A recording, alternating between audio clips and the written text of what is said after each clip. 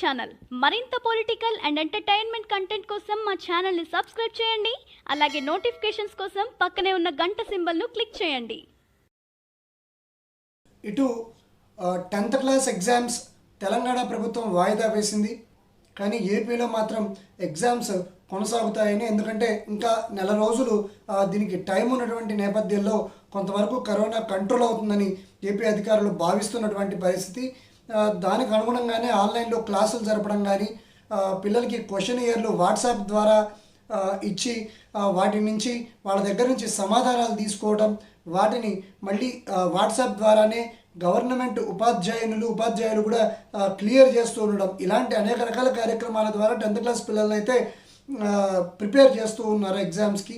ఈ నేపథ్యంలోనే తెలంగాణకి సంబంధించిన ఇటు అండర్ గ్రాడ్యుయేట్, పోస్ట్ గ్రాడ్యుయేట్ విద్యార్థులకు సంబంధించిన పరీక్షలు అయితే జేఎన్టీయూ హైదరాబాద్ మరొక నెల వాయిదా వేసినటువంటి పరిస్థితి. వాస్తవానికి ఈ నెల 20వ తారీఖు నుంచి ఎగ్జామ్స్ జరగాల్సి ఉండగా మళ్ళీ దాన్ని వాయిదా వేస్తున్నట్లుగా యూనివర్సిటీ ప్రకటించింది. రాబోయే కాలంలో గవర్నమెంట్తో మాట్లాడి దీని మీద ఒక నిర్ణయం తీసుకుంటామని అయితే యూనివర్సిటీ చెప్పినటువంటి పరిస్థితి. ఈ నేపథ్యంలో మళ్ళీ ఇటు ఏపీకి సంబంధించిన బీటెక్, ఎంటెక్ విద్యార్థులకి, అలాగే అండర్ గ్రాడ్యుయేట్, పోస్ట్ గ్రాడ్యుయేట్ విద్యార్థులకు సంబంధించిన ఎగ్జామ్స్ ఇక్కడ మనకి మళ్ళీ మెయిన్ స్ట్రీమ్లోకి వచ్చినటువంటి పరిస్థితి. జేఎన్టీయూ కాకినాడ, జేఎన్టీయూ అనంతపూర్ నుంచి ఎలాంటి సంకేతాలు అయితే దీని మీద ఇప్పటివరకు వెలువడలేదు. తదుపరి నిర్ణయం వచ్చేంత వరకు ఎగ్జామ్స్ అయితే పోస్ట్పోన్ చేస్తున్నట్లుగానే భావించాలని మనకి ఆ యూనివర్సిటీల నుంచి ఆల్రెడీ సర్క్యులర్లు వచ్చినటువంటి పరిస్థితి అయితే కనిపిస్తూ ఉంది. ఎగ్జామ్స్కి సంబంధించిన మార్గదర్శకాలను అయితే రిలీజ్ చేస్తామని, త్వరలో దాన్ని ప్రకటిస్తామని చెప్పినటువంటి పరిస్థితి. మరి ఇప్పుడు రాబోయే కాలంలో ఇటు ఆంధ్రప్రదేశ్లో ఎగ్జామ్స్ పరిస్థితి ఎలా ఉంటుందని అయితే ఆలోచిస్తూ ఉన్నారు. అలాగే ఇవాళ ఆంధ్రప్రదేశ్లో ఇంటర్మీడియట్ ఎగ్జామ్స్ వచ్చాయి. దీంతో ఇంజనీరింగ్ కాలేజీలన్నీ కూడా మళ్ళీ అడ్మిషన్లు ఫిల్ చేసుకునే పనిలో పడతాయి. మరి ఎంసెట్ ఎప్పుడు నిర్వహించాలి, దాని ద్వారా ఇంజనీరింగ్ అడ్మిషన్స్ ఎప్పుడు భర్తీ చేయాలి, ఇవన్నీ కూడా పెద్ద ప్రశ్నగా మారినటువంటి నేపథ్యంలో మరి రాబోయే కాలంలో విద్యార్థుల భవితవ్యం ఎలా ఉంటుందని అయితే మనకి అర్థం కానటువంటి పరిస్థితి. ఆన్లైన్లో అయితే ఇటు ఫ్యాకల్టీ డెవలప్మెంట్ ప్రోగ్రామ్స్ కానీ, లేదా స్టూడెంట్ డెవలప్మెంట్ ప్రోగ్రామ్స్ కానీ తెలుగు రాష్ట్రాల్లో విపరీతంగా జరుగుతున్నటువంటి పరిస్థితి. కొన్ని వేల జూమ్ అవర్స్ లేదా టీమ్ అవర్స్, అంటే మైక్రోసాఫ్ట్ టీమ్స్ ద్వారా కూడా ఆన్లైన్ క్లాసులు జరుగుతూ ఉన్నటువంటి నేపథ్యంలో ఈ ఆన్లైన్ క్లాసెస్ సంబంధించిన అవర్స్ అయితే వేల గంటలు రోజు జరుగుతూ ఉన్నటువంటి పరిస్థితి. మరి రాబోయే కాలంలో ఈ క్లాసులు కూడా, అడ్మిషన్స్ పూర్తయిన తర్వాత క్లాసులు కూడా ఆన్లైన్లోనే ఈ సెమిస్టర్కి జరపాలని అయితే నిర్ణయం తీసుకుంటున్నటువంటి నేపథ్యంలో మరి ఈ ఎగ్జామ్స్ పరిస్థితి ఏమవుతుందో మనం వేచి చూడాల్సినటువంటి నేపథ్యం. మరి చూద్దాం రాబోయే కాలంలో ఈ ఆన్లైన్ లెర్నింగ్ అయితే ప్రముఖ పాత్ర పోషించే అవకాశం అయితే స్పష్టంగా కనిపిస్తుంది. ఇటు ఎగ్జామ్స్ కూడా కొన్ని బిట్స్ పిలానీలు అయితే ఆన్లైన్లోనే నిర్వహిస్తూ ఉన్నటువంటి సందర్భం. అలాగే ఈ యూనివర్సిటీ పరిధిలో ప్రాజెక్టులు ఏవైతే ఉన్నాయో వాటి వైవా కూడా ఆన్లైన్లోనే చేస్తున్నటువంటి పరిస్థితి. రీసెంట్గా యూనివర్సిటీస్ పిహెచ్డికి సంబంధించిన వైవాని కూడా ఆన్లైన్లోనే నిర్వహించినటువంటి పరిస్థితులు కూడా మనకు కనిపిస్తూ ఉన్నాయి. చూద్దాం రాబోయే కాలంలో దీనికి సంబంధించి ఎలాంటి నిర్ణయం మరి యూనివర్సిటీస్ తీసుకుంటాయి.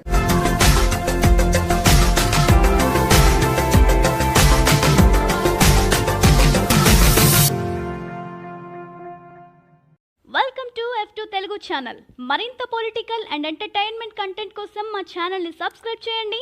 అలాగే నోటిఫికేషన్స్ కోసం పక్కనే ఉన్న గంట సింబల్ను క్లిక్ చేయండి. నేపాల్ దేశం వాస్తవానికి జనాభాలో కానీ, వైశాల్యంలో కానీ ఇది చాలా చిన్న దేశం. ఒకప్పుడు అఖండ భారత్లో భాగంగా ఉండేది, ఇప్పుడు విడిపోయి స్వతంత్రంగా ఉంటుంది.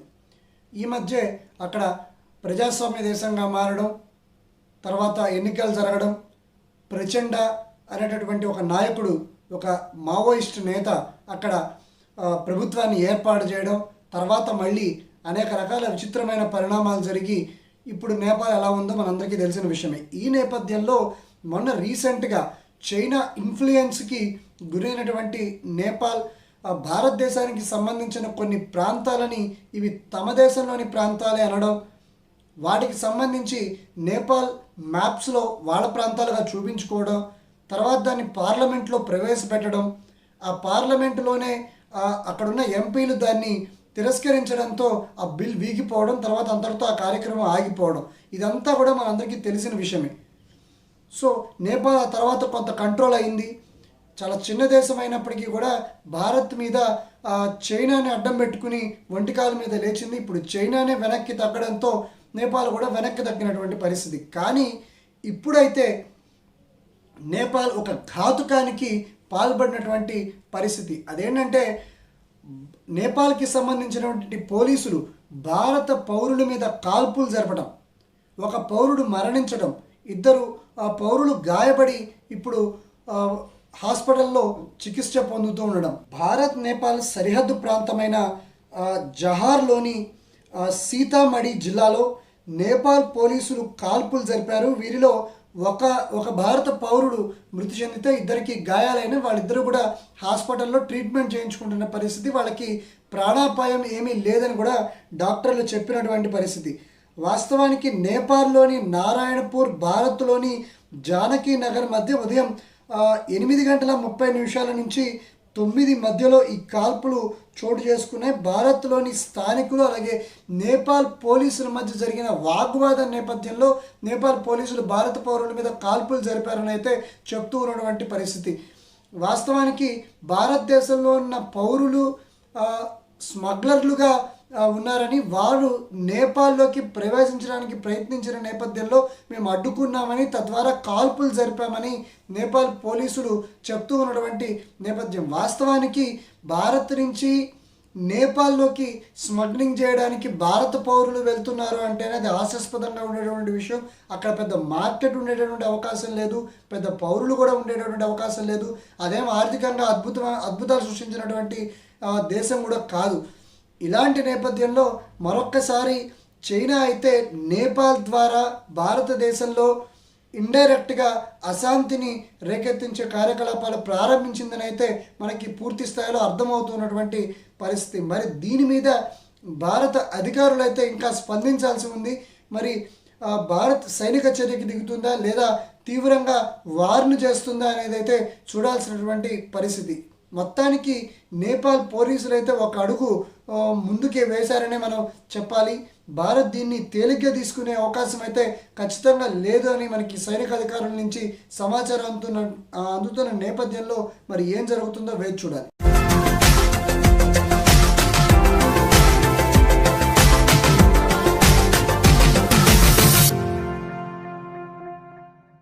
Welcome to F2 Telugu channel. మరింత పొలిటికల్ అండ్ ఎంటర్టైన్మెంట్ కంటెంట్ కోసం మా ఛానల్ని సబ్స్క్రైబ్ చేయండి. అలాగే నోటిఫికేషన్స్ కోసం పక్కనే ఉన్న గంట సింబల్ను క్లిక్ చేయండి. తెలంగాణలో 10వ తరగతి పరీక్షలు ఏవైతే ఉన్నాయో అవి పూర్తిగా రద్దు చేసి స్టూడెంట్స్ అందరినీ కూడా ఇంటర్నల్ మార్క్స్ బేసిస్ మీద తరువాతి తరగతులకి ప్రమోట్ చేయాలి అని చెప్పి ఏదైతే తెలంగాణ ప్రభుత్వం నిర్ణయం తీసుకుందో ఈ నిర్ణయం మాత్రం పెద్ద చర్చకే దారితీస్తుందని చెప్పాలి. ఎందుకంటే హైకోర్టు ఏదైతే రీసెంట్గా తీర్పు ఇచ్చిందో ఈ తీర్పుతో హైదరాబాద్లో మినహా లేదా కంటైన్మెంట్ ఏరియాలో మినహా మిగతా ప్రదేశాల్లో 10th క్లాస్ ఎగ్జామ్స్ని జరుపుకోండి కోర్టు చెప్పిన నేపథ్యంలో అనేక ప్రశ్నలు అయితే తలెత్తాయి. మరి ఈ పేపర్ని డిఫరెంట్గా సెట్ చేయాలా, మరి డిఫరెంట్గా సెట్ చేసిన పక్షంలో రేపు కాంప్లెక్సిటీ లెవెల్స్లో వచ్చే డిఫరెన్స్ని ఎలా మనము జస్టిఫై చేయాలి, ఈ అన్ని ప్రశ్నలకి తెలంగాణ ప్రభుత్వం దగ్గర సమాధానాలు లేనటువంటి పరిస్థితి. ఈ నేపథ్యంలో విద్యాధికారులు కానీ ఐఏఎస్ ఆఫీసర్లు కానీ కూడా దీనికి సరైన సమాధానాన్ని సూచించలేని పరిస్థితే కనపడింది. అది వాస్తవం కూడా. దీన్ని జస్టిఫై చేయటం అనేది అంత సులభం కూడా కాదు. ఈ నేపథ్యంలో తెలంగాణ ప్రభుత్వం అయితే సరైన నిర్ణయమే తీసుకుందని నిపుణులు చెప్తూ ఉన్నారు. మరి ఈ నేపథ్యంలో ఇంకా మిగిలిన రాష్ట్రాల్లో ముఖ్యంగా తెలుగు రాష్ట్రాల్లో ఆంధ్రప్రదేశ్లో కూడా ఇదే పరిస్థితి వాస్తవానికి ఉంది. తెలంగాణ ప్రాంతంలో హైదరాబాదులో కరోనా కేసులు ఎక్కువగా వస్తున్నాయి తప్ప కొంత కోర్ గ్రామాలకు వెళ్తే అక్కడ కరోనా అలజడి అంతగా లేదు. కానీ ఆంధ్రప్రదేశ్లో మాత్రం నగరాలతో పాటు అటు గ్రామాల్లో కూడా కరోనా క్రమంగా వ్యాప్తి చెందుతున్నటువంటి నేపథ్యం. సో ఈ నేపథ్యంలో అన్ని చోట్ల 10వ తరగతి పరీక్షలు నిర్వహించడం అనేది అంత సులభం కాదనే అభిప్రాయం అయితే ఆంధ్రప్రదేశ్లో సైతం వ్యక్తమవుతోంది. ఈ మధ్యనే బీటెక్ స్టూడెంట్స్ ఎవరైతే ఏపీ స్టూడెంట్స్ కానీ తెలంగాణ స్టూడెంట్స్ కానీ ఉన్నారో వీళ్ళంతా కూడా ట్విట్టర్లో ఒక హ్యాష్ ట్యాగ్ని పాపులర్ చేసిన సంగతి కూడా మనందరికీ తెలుసు. మా ఎగ్జామ్స్కి మేము సరిగ్గా కాన్సన్ట్రేట్ చేయలేకపోతున్నాం, ఎప్పుడు ఎగ్జామ్స్ ఉంటాయో ఒక కరెక్ట్ టైం మాకు తెలియకపోవడం వల్ల ఇబ్బంది అవుతుంది, కాబట్టి మమ్మల్ని అందరినీ మహారాష్ట్రలో మాదిరిగానే ప్రమోట్ చేయాలి అని బీటెక్ స్టూడెంట్స్ అంతా కూడా ట్విట్టర్లో ఒక హ్యాష్ ట్యాగ్ని పాపులర్ చేసిన సంగతి కూడా మనందరికీ తెలుసు. ఈ నేపథ్యంలో తెలంగాణలో 10th క్లాస్ పరీక్షల్ని రద్దు చేస్తూ స్టూడెంట్స్ని ప్రమోట్ చేసిన నిర్ణయం అయితే పెద్ద చర్చకే దారితీస్తుందని చెప్పాలి. ఇప్పుడు ఏపీలో కూడా ఇలాంటి నిర్ణయమే తీసుకునే అవకాశాలు ఉన్నాయి అని అయితే స్పష్టంగా వినిపిస్తూ ఉన్నటువంటి పరిస్థితి. మరి ఈ ప్రమోషన్ అనే కార్యక్రమం 10th క్లాస్తోనే ఆగుతుందా, లేదా ఇంకా ముందుకు వెళ్ళి అటు అండర్ గ్రాడ్యుయేట్ విద్యార్థుల్ని అలాగే పోస్ట్ గ్రాడ్యుయేట్ విద్యార్థుల్ని సైతం ప్రమోట్ చేసే పరిస్థితి ఉంటుందా అనే విషయాన్ని అయితే ఇంకా ఎవరు క్లారిటీ ఇవ్వట్లేదు. మరి అటు యూజీసీ నుంచి కానీ లేదా యూనివర్సిటీస్ నుంచి కానీ ఏమైనా ఇన్ఫర్మేషన్ వస్తుందేమో వేచి చూడాల్సిన పరిస్థితి.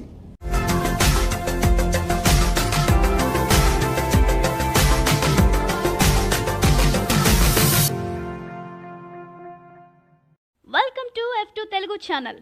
మరింత పొలిటికల్ అండ్ ఎంటర్టైన్మెంట్ కంటెంట్ కోసం మా ఛానల్ని సబ్స్క్రైబ్ చేయండి. అలాగే నోటిఫికేషన్స్ కోసం పక్కనే ఉన్న గంట సింబల్ను క్లిక్ చేయండి. భారతదేశంలో కరోనా వీరవిహారం చేస్తుందనే చెప్పాలి. రోజుకి ఒక కొత్త రికార్డు బద్దలవుతోంది. ప్రత్యేకించి శనివారం అయితే ఒక పెద్ద రికార్డే భారతదేశం కరోనా కేసుల్లో బద్దలు కొట్టినటువంటి పరిస్థితి. దేశవ్యాప్తంగా లాక్డౌన్ సడలింపులు ఇవ్వడం, అలాగే గ్రామాలకు పట్టణాలకు మధ్య రాకపోకలు ప్రారంభం అవడంతో ఈ కరోనా కేసులు పట్టణాల నుంచి గ్రామాలకి షిఫ్ట్ అవుతూ ఉన్నటువంటి పరిస్థితి. అలాగే వలస కూలీలు గ్రామాలకు చేరుకోవడం, అలాగే వందే భారత్ మిషన్లో భాగంగా విదేశాల నుంచి భారతీయులు మన దేశానికి తిరిగి వస్తూ ఉండడం, ఈ అన్ని కారణాల దృష్ట్యా కరోనా కేసులు అయితే ఒకదాని తర్వాత ఒక రాష్ట్రంలో పెరుగుతూ వస్తున్నాయి. తద్వారా భారతదేశం 2,46,000 కేసులు దాటిపోయిన పరిస్థితి. నిన్న ఒక్క రోజులోనే 10,439 కేసులు రికార్డు స్థాయిలో నెలకొనడం విశేషం. అలాగే 10,000 మార్క్ భారతదేశంలో దాటడం కూడా ఇది మొదటిసారి అనుకుంటే, మరణాలు కూడా 300 మార్కుని నిన్న దాటడం మరొక రకంగా భయాన్ని కలిగిస్తున్నటువంటి విషయం. భారతదేశం కరోనా కేసుల్లో ఇప్పుడు ఇటలీని, స్పెయిన్ని మించి 5వ స్థానంలో నెలకొంది. మనకంటే ముందు అమెరికా 19.7 లక్షలతో మొదటి స్థానంలో ఉండగా, బ్రెజిల్ 6.15 లక్షలతో 2వ స్థానంలో, రష్యా 4.5 లక్షలతో 3వ స్థానంలో, బ్రిటన్ 2.8 లక్షలతో 4వ స్థానంలో ఉన్నటువంటి పరిస్థితి. ఇంకొక 2-3 రోజుల్లో భారతదేశం బ్రిటన్ని కూడా మించే అవకాశం అయితే స్పష్టంగా కనిపిస్తూ ఉంది. అలాగే క్రమంగా మరణాల రేటు కూడా పెరుగుతూ ఉండడం మరొక ఆందోళన కలిగిస్తున్న అంశంగా మనం చెప్పుకోవచ్చు. ఏదేమైనప్పటికీ కూడా లాక్డౌన్ ద్వారా వచ్చిన సడలింపుల నేపథ్యంలో ప్రజలైతే ఎవరికి వారు జాగ్రత్తగా ఉండడం, ప్రభుత్వం చెప్పినటువంటి మార్గదర్శకాలను తూచ తప్పకుండా జాగ్రత్తగా పాటించడం మాత్రమే కరోనా నుంచి బయటపడే అవకాశం. అదేవిధంగా భారతదేశంలో మరింత కేసులు పెరిగితే మెడికల్ ఫెసిలిటీస్ మనకి తెలుసు, దాని పరిస్థితి ఎలా ఉంటుందో. వెంటిలేటర్లు కూడా తక్కువగా అందుబాటులో ఉన్నటువంటి నేపథ్యం. రీసెంట్గా మహారాష్ట్రలో ఆక్సిజన్ పెట్టడానికి అవకాశం లేక ఒక 7గురు మరణించినటువంటి పరిస్థితి. కాబట్టి ఎవరికి వారైతే మాత్రం జాగ్రత్తగా ఉండాల్సిన అవసరం అయితే స్పష్టంగా ఉంది. అటు కేంద్ర ప్రభుత్వం మాత్రం వాళ్ళ పరిధికి మించే అనేక రకాల ప్రయత్నాలు చేస్తున్నారు. కరోనాని కట్టడి చేయడానికి కానీ, కరోనా రోగులకి చికిత్స అందించడానికి కానీ మ్యాక్సిమం ప్రభుత్వం పనిచేస్తున్నటువంటి పరిస్థితి. కాబట్టి ఎవరికి వారు జాగ్రత్తగా ఉండాల్సిన అవసరం అయితే మాత్రం స్పష్టంగా కనిపిస్తోంది.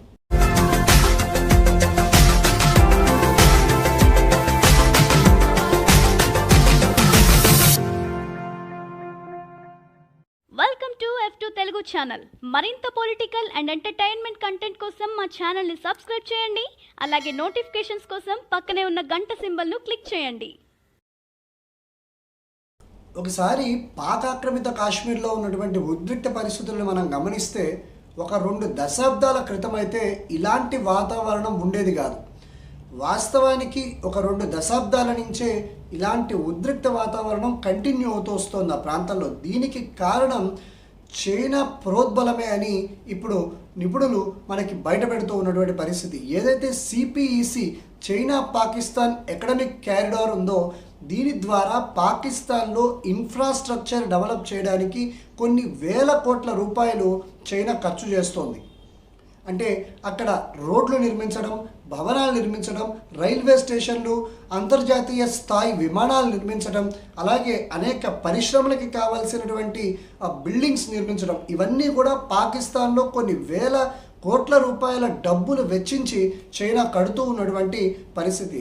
దానికి ముఖ్యమైన కారణం ఏంటి అంటే భారతదేశానికి సంబంధించిన సముద్ర జలాలలో చుట్టూ తిరిగే తన వ్యాపారాల కోసం చైనా వెళ్ళాల్సినటువంటి పరిస్థితి. అదే పాకాక్రమిత కాశ్మీర్ కనుక పాకిస్తాన్ చేతుల్లో ఉంటే, చైనా పాకిస్తాన్ని తన చెప్పు చేతుల్లో పెట్టుకుంటే, ఈ పాక్ ఆక్రమిత కాశ్మీర్ ద్వారా అనేక రకాల బ్రిడ్జులను, టన్నెల్స్ను ఉపయోగించుకుని చాలా తక్కువ టైంలోనే సముద్ర మార్గాల దగ్గరికి రీచ్ అయ్యే అవకాశం చైనాకి వస్తుంది. వాస్తవానికి ఈ పడమర వైపు ఉన్నటువంటి సముద్రాలతో చైనాకి ఎలాంటి సంబంధం లేదు.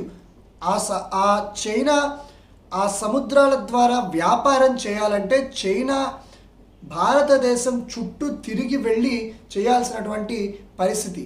అలా కాకుండా పాకిస్తాన్ని కనుక మచ్చిక చేసుకుంటే పాకాక్రమిత కాశ్మీర్ ద్వారా చాలా తక్కువ సమయంలోనే అరేబియా సముద్రంలోకి చైనా ప్రవేశించే ఏకైక అవకాశం ఉంది.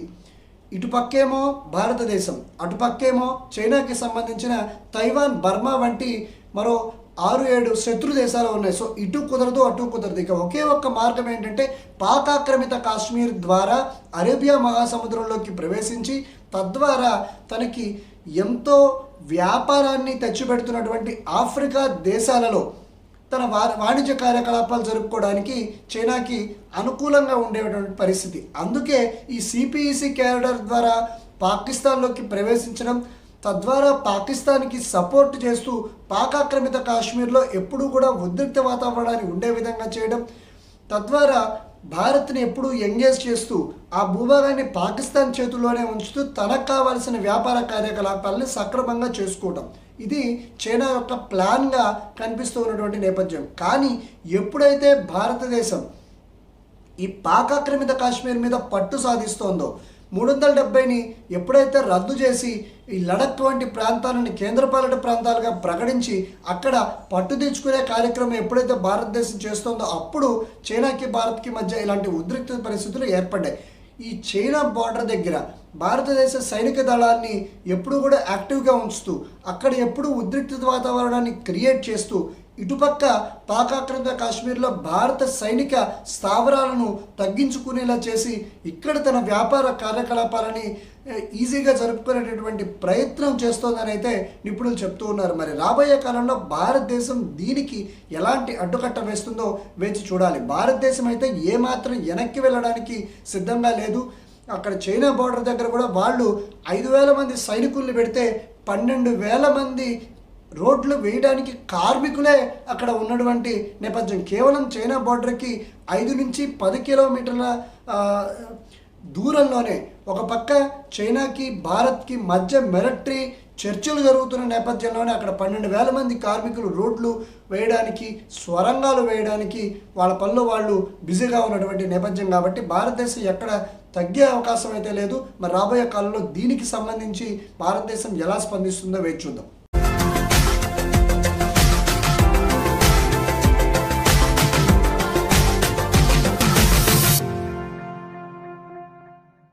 Welcome to F2 Telugu channel. మరింత పొలిటికల్ అండ్ ఎంటర్టైన్మెంట్ కంటెంట్ కోసం మా ఛానల్ని సబ్స్క్రైబ్ చేయండి.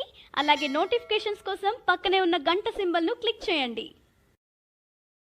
తబ్లిగీ జమాత్ ఈ పేరు వింటేనే హడలిపోయేటటువంటి పరిస్థితి. ఎందుకంటే భారతదేశంలో కరోనా కేసులు అంతంత మాత్రంగా ఉన్న దశలో, అంటే ఎవరైతే ఫారెన్ నుంచి వచ్చారో వాళ్ళందరినీ కూడా గుర్తించి వాళ్ళంతా కూడా చదువుకుంటున్న వాళ్ళు లేదా ఉద్యోగం చేస్తున్న వాళ్ళు కాబట్టి వాళ్ళంతా కూడా నిజాయితీగా వాళ్ళ తాలూకు పాజిటివ్నెస్ని వాళ్ళు ప్రూవ్ చేసుకోవటం, నెగిటివ్ వచ్చిన వాళ్ళు ఎవరైతే ఉన్నారో వాళ్ళు హోమ్ క్వారంటైన్లో ఉండడం, పాజిటివ్ వచ్చిన వాళ్ళు హైదరాబాద్లో అయితే గాంధీ హాస్పిటల్లో, అలాగే డిఫరెంట్ రాష్ట్రాల్లో ఎక్కడైతే కోవిడ్ సెంటర్ అని ఏర్పాటు చేశారో ఆ హాస్పిటల్లో ఉండడం, క్వారంటైన్ని సక్రమంగా పాటించడం, ఈ చర్యలన్నీ భారత ప్రభుత్వం ముందుగానే తీసుకోవటం వల్ల కరోనా మొత్తం కంట్రోల్లో ఉన్నటువంటి పరిస్థితి. ఎప్పుడైతే ఈ తబ్లీగీ జమాత్ ఢిల్లీలో మర్కజులో ప్రార్థనలు జరిగాయో అక్కడి నుంచి కార్యకర్తలు డిఫరెంట్ ప్రాంతాలకి వెళ్ళారు. అంటే దేశంలోని దాదాపు అన్ని రాష్ట్రాల్లో నుంచి ప్రతినిధులు ఆ సమావేశంలో పాల్గొనడం, ఆ తర్వాత అన్ని రాష్ట్రాలకి కూడా మళ్ళీ అక్కడి నుంచి వెనక్కి రావడం. ఆ సమావేశంలో కొంతమంది విదేశస్తులు, ముఖ్యంగా ఇండోనేషియాకి సంబంధించిన విదేశీ మత ప్రబోధకులు ఎవరైతే ఉన్నారో వాళ్ళు నిబంధనలకు వ్యతిరేకంగా పాల్గొనడం, ఆ తర్వాత డిఫరెంట్ రాష్ట్రాలకి వారు కూడా వెళ్ళడం, ఈ కేసులు ఇబ్బడి ముబ్బడిగా పెరిగిపోవడం, ఆ తర్వాత వాళ్ళు టెస్టులు చేయించుకోవడానికి సహకరించకపోవడం, ఆ తర్వాత మెడికల్ ఆఫీసర్లు వీళ్ళంతా కూడా వాళ్ళ ప్రాంతాలకు వెళ్ళడం, వాళ్ళని ఖచ్చితంగా టెస్టులు చేయించుకోవాలని కోరడం, వాళ్ళ మీద దాడులు చేయడం, ఇవన్నీ కూడా జరిగినాయి. వీటన్నిటికి కారణంగానే ఈరోజు కరోనా భారతదేశంలో విలయతాండవం చేస్తుంది. ఈ విధంగా పెరిగిపోయినాయి అనడానికి ముఖ్యమైన కారణం మాత్రం తబ్లీగీ జమాత్ అని స్పష్టంగా తెలుస్తున్నటువంటి పరిస్థితి. ఈ నేపథ్యంలో దాని మీద ఇన్వెస్టిగేట్ చేసినటువంటి భారతదేశం ఒక కఠిన నిర్ణయం అయితే తీసుకుంది. ఎవరైతే నిబంధనలకి వ్యతిరేకంగా విదేశాల నుంచి వచ్చి ఆ మర్కజ్ కార్యక్రమంలో పాల్గొన్నారో దానికి సంబంధించి 2200 విదేశీ ప్రతినిధులు ఎవరైతే ఉన్నారో వాళ్ళ మీద 10 సంవత్సరాల పాటు నిషేధాన్ని విధిస్తూ భారతదేశంలోకి ఎంటర్ అవ్వకుండా నిషేధాన్ని విధించినటువంటి పరిస్థితి. దీని మీద అయితే సీరియస్గా ఉన్నాము. అటు తబ్లీగీ జమాత్ సంస్థ మీద కూడా రాబోయే కాలంలో కఠిన చర్యలు తీసుకోవడానికి ముందుకు వెళ్తున్నాము అని అనటానికి ఇది ఒక సంకేతంగా అయితే మాత్రం కనబడుతుంది. ఆ సంస్థ అధినేత ఎవరైతే ఆ సమావేశంలో ఈ కరోనా మనల్ని ఏమీ చేయదు, మీరు కేంద్ర ప్రభుత్వం కానీ రాష్ట్ర ప్రభుత్వాలు కానీ ఇచ్చిన నిబంధనల్ని పాటించవద్దు, మనం ఎప్పట్లాగానే ఉందామనేటటువంటి సూచనలు ఏవైతే చేశారో దాని ప్రకారం ఇక్కడికి వచ్చినటువంటి ముస్లిం సోదరులు ఆ విధంగానే ప్రవర్తించడం, నార్మల్ రొటీన్ లైఫ్ని పాటించడం ద్వారా మరికొంత వైరస్ అయితే వ్యాప్తి చెందినటువంటి పరిస్థితి. ఈ నేపథ్యంలో కేంద్ర ప్రభుత్వం తీసుకున్న ఈ డెసిషన్ ఏదైతే ఉందో ఇది మాత్రం కొంత కఠినంగానే వ్యవహరించినట్టుగా మనకి అర్థమవుతుంది. చూద్దాం రాబోయే కాలంలో ఈ మొత్తం కార్యక్రమానికి మాతృక వహించినటువంటి తబ్లీగీ జమాత్ సంస్థ మీద ఎలాంటి చర్యలు అయితే కేంద్ర ప్రభుత్వం తీసుకోబోతుందనేది. Welcome to F2 Telugu channel. మరింత పొలిటికల్ అండ్ ఎంటర్టైన్మెంట్ కంటెంట్ కోసం మా ఛానల్ని సబ్స్క్రైబ్ చేయండి. అలాగే నోటిఫికేషన్స్ కోసం పక్కనే ఉన్న గంట సింబల్ను క్లిక్ చేయండి. తెలంగాణలో ఒక్కసారిగా కరోనా కేసుల పెరుగుదల గణనీయంగా నమోదవుతోంది. వాస్తవానికి అంతకు ముందు దాకా టెస్టులు కొంచెం తక్కువగా చేసినా కూడా సింటమ్స్ ఎక్కువగా కనిపించిన పరిస్థితి అయితే ఉండేది కాదు. కానీ కొంతకాలంగా గత వారం రోజులుగా కరోనా తీవ్రత తెలంగాణ రాష్ట్రంలో పర్టిక్యులర్గా హైదరాబాద్ మహానగరంలో మాత్రం రోజుకి పెరిగిపోతున్న పరిస్థితి. ఇదంతా ఒకవైపు అయితే హైదరాబాద్ నగరానికి సంబంధించి దాదాపు 90% కేసులు, రాష్ట్రంలో నమోదవుతున్న కేసుల్లో 90% కేసులు హైదరాబాద్ నగరంలోనే నమోదు కావడం. అందులోనూ హైదరాబాదులో ఇంతవరకు ఎక్కడైతే ఈ కరోనా ప్రభావం లేదో ఆయా ప్రాంతాల్లో కూడా కేసులు విచ్చలవిడిగా వస్తూ ఉండడం, అలాగే హైదరాబాద్కి పక్కనే ఆనుకున్నటువంటి రంగారెడ్డి జిల్లాలో సైతం కేసులు రోజుకు పెరుగుతూ ఉండడం అయితే ఆందోళన కలిగిస్తోంది. ఇదంతా ఒక ఎత్తు అయితే తెలంగాణలో కొత్తగా మరణాల రేటు మాత్రం గణనీయంగా పెరిగిందని చెప్పాలి. ఇదివరకు రోజుకి 1-2 మరణించే పరిస్థితి నుంచి ఇప్పుడు దాదాపు 8 నుంచి 10 వరకు ఒక రోజులో మరణాలు సంభవిస్తున్నటువంటి పరిస్థితి. దీనికైతే ఈ వైరస్ మ్యూటైజేషన్ అంటే రూపాంతరం చెందినటువంటి వైరస్ ఇప్పుడు తెలంగాణలో ప్రబలుతోంది అనేటటువంటి దాన్ని అయితే చెప్తున్నటువంటి విషయం. అంటే చైనా నుంచి ఎవరైతే హైదరాబాద్ వచ్చి ఉన్నారో లేదా ఈ కరోనా ప్రభావం అత్యధికంగా ఉన్న దేశాల నుంచి ఇప్పుడు ఈ వందే భారత్లో భాగంగా ఎవరైతే వస్తూ ఉన్నారో వాళ్ళ ద్వారా వేరే వాళ్ళకి సోకటం కానీ లేదా వాళ్ళకే ఈ కరోనా భారీ స్థాయిలో, అంటే ఇప్పుడు భారతదేశం రూపాంతరం చెందిన వైరస్తో చాలా తక్కువ మోతాదులోనే దాని ప్రభావం ఉండే నేపథ్యం, అందుకే మరణాల రేటు భారతదేశంలో చాలా తక్కువ ఉంది. కానీ తెలంగాణలో ఇప్పుడు మరొక రూపాంతరం చెంది వస్తున్నటువంటి వైరస్ అయితే చాలా ఘోరంగా ఎఫెక్ట్ చేస్తోంది. ఇది చాలా ప్రమాదకరం అని చెప్పి నిపుణులు చెప్తూ ఉన్నటువంటి నేపథ్యంలో మరి రాబోయే కాలంలో కేసులు మరింత పెరుగుతాయి కాబట్టి అటు లాక్డౌన్ కూడా ఎత్తేసిన సందర్భంలో కొంత జాగ్రత్తగా అయితే ఉండాల్సిన పరిస్థితి కనిపిస్తూ ఉంది. ఏదేమైనప్పటికీ కూడా ఈ మ్యూటైజేషన్ విషయం ఒక పక్కన పెడితే హైదరాబాద్ నగరంలో మాత్రం కరోనా విలయతాండవం చేస్తుందనే చెప్పాలి. ఖచ్చితంగా జాగ్రత్తగా ఉండకపోతే దాదాపు అందరూ కూడా దీనికి ఎఫెక్ట్ అయ్యే పరిస్థితి, కంటైన్మెంట్ జోన్లో ఉన్న అందరూ కూడా ఎఫెక్ట్ అయ్యే పరిస్థితి అయితే బాగా కనిపిస్తూ ఉంది. కంటైన్మెంట్ జోన్లు దాటి కూడా బయటికి పోతూ ఉండడం ఇక్కడ మరొక కీలక అంశం. కాబట్టి హైదరాబాద్ వాసులు అయితే మాత్రం చాలా జాగ్రత్తగా ఉండాల్సిన సందర్భం. అదేవిధంగా తెలంగాణలో ఈ కేసుల పెరుగుదల, మరి ఈ వందే భారత్ మిషన్ ద్వారా వచ్చినటువంటి విదేశస్తుల సంఖ్య కొంత తగ్గుతూ ఉన్న కొద్దీ కేసులు కూడా తగ్గే అవకాశం ఉందైతే అధికారులు చెప్తూ ఉన్నారు. చూద్దాం ఏం జరుగుతుందో. Welcome to F2 Telugu channel. మరింత పొలిటికల్ అండ్ ఎంటర్టైన్మెంట్ కంటెంట్ కోసం మా ఛానల్ని సబ్స్క్రైబ్ చేయండి. అలాగే నోటిఫికేషన్స్ కోసం పక్కనే ఉన్న గంట సింబల్ను క్లిక్ చేయండి. మనం జనరల్గా మెడికల్ షాప్కి వెళ్ళినప్పుడు ఒకసారి మనం మెడిసిన్ అడిగితే ఈ కంపెనీలో లేదు వేరే కంపెనీలో ఉంది అని చెప్తూ ఉంటారు. ఒకసారి కాస్ట్ని గమనిస్తే మనం అడిగిన డ్రగ్కి అలాగే వాళ్ళు వేరే కంపెనీలో ఉంది అని చెప్పిన డ్రగ్కి చాలా వేరియేషన్ ఉంటుంది. దీనికి కారణం ఏంటంటే మెడిసిన్స్లో జనరల్గా 2 టైప్స్ ఉంటాయి. ఒకటి బ్రాండెడ్ డ్రగ్స్, 2 జెనరిక్ డ్రగ్స్. ఈ బ్రాండెడ్ డ్రగ్స్ అంటే ఏంటంటే సమాజంలో ఏదైనా ఒక వైరస్ కానీ లేదా ఒక వ్యాధి కానీ వ్యాప్తి చెందినప్పుడు దాన్ని తగ్గించడానికి లేదా నిర్మూలించడానికి కొన్ని కంపెనీలు వాటి మీద ప్రయోగాలు చేస్తాయి. ఆ వైరస్ మీద ప్రయోగాలు చేసి ఒక డ్రగ్ని అయితే ఫైండ్ అవుట్ చేస్తాయి. ఏదైతే మొట్టమొదటిసారిగా ఆ డ్రగ్ని కనిపెట్టిందో ఆ సంస్థకి, ఆ ఫార్మస్యూటికల్ కంపెనీకి కొంతకాలం పేటెంట్ అయితే ఇవ్వటం జరుగుతుంది. అంటే ఫార్ములా తెలిసినప్పటికీ కూడా ఆ డ్రగ్ని మరి ఏ ఇతర ఫార్మస్యూటికల్ కంపెనీ కూడా తయారు చేయడానికి వీల్లేదు. ఇలా దాదాపు ఒక 20 సంవత్సరాల పాటు అయితే ఒక పేటెంట్ ఇవ్వటం జరుగుతూ ఉంటుంది ఆ కంపెనీకి. ఏ కంపెనీ అయితే ఆ డ్రగ్ని ఫైండ్ అవుట్ చేసిందో, ఇన్వెంట్ చేసిందో ఆ కంపెనీకి. అప్పుడు ఆ కంపెనీ ఆ బ్రాండెడ్ డ్రగ్ని చాలా ఎక్కువ కాస్ట్కి అమ్ముతూ ఉంటుంది. ఆ శాంపిల్ తయారు చేయడానికి అయ్యే కాస్ట్కి దాన్ని అమ్మే కాస్ట్కి అసలు సంబంధం ఉండదు.